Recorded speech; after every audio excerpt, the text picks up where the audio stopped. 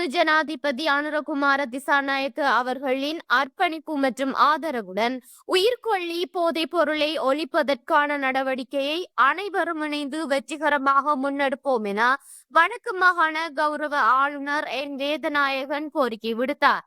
விஷ போதைப் பொருட்களை முழுமையாக ஒழிப்பதற்கான முழு நாடுமே ஒன்றாக எனும் தேசிய செயற்பாடு நிகழ்ச்சி திட்டத்தின் கீழ் மாவட்ட செயற்பாட்டு குழுவை உருவாக்குவதற்கான யாழ்ப்பாண மாவட்ட கலந்துரையாடல் யாழ் மாவட்ட செயலக கேட்போர் கூடத்தில் கடந்த புதன்கிழமை 14ஆம் தேதி மாலை நடைபெற்றது.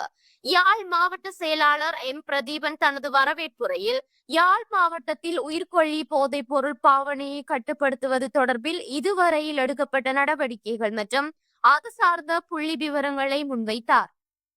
அதனைத் தொடர்ந்து உரையாற்றிய வடக்கு மாகாண ஆளுநரும் யாழ் மாவட்ட ஒருங்கிணைப்பு குழுவின் இணைத் தலைவருமான என் வேதநாயகர் உயிர்கொல்லி போதைப் பொருளை ஒழிக்காமல் எமது எதிர்கால சந்ததியின் வாழ்வு சிறப்பாக அமையாது.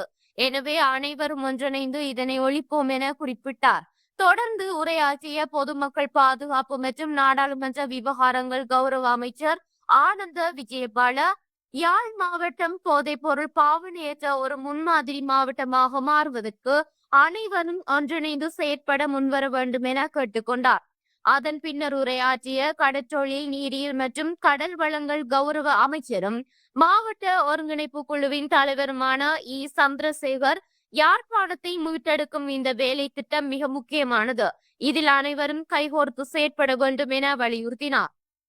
இதன் பின்னர் அதிகாரிகள் மற்றும் பொதுமக்களுடனான திறந்த கலந்துரையாடல் இடம்பெற்றது. இந்நிகழ்வில் யாழ் மாவட்ட கௌரவ நாடாளுமன்ற உறுப்பினர்களான K Ilankumaran, J Rajeevan, S Sribavanantharajah, பொதுமக்கள் பாதுகாப்பு மற்றும் நாடாளுமன்ற விவகாரங்கள் அமைச்சின் செயலாளர் ரவி செனிவிரத்ன, வடக்கு மாகாண சிரேஷ்ட பிரதி போலீஸ் மா அதிபர், பிரதி போலீஸ் மா அதிபர், போலீஸ் அதிகாரிகள், பாதுகாப்பு தரப்பினர், வடக்கு மாகாண பிரதி பிரதம செயலாளர், விவசாய அமைச்சின் செயலாளர், மத தலைவர்கள், சமூக மட்ட பிரதிநிதிகள் மற்றும் திணைக்கள தலைவர்கள் ஆகியோர் பங்கேற்றனர்.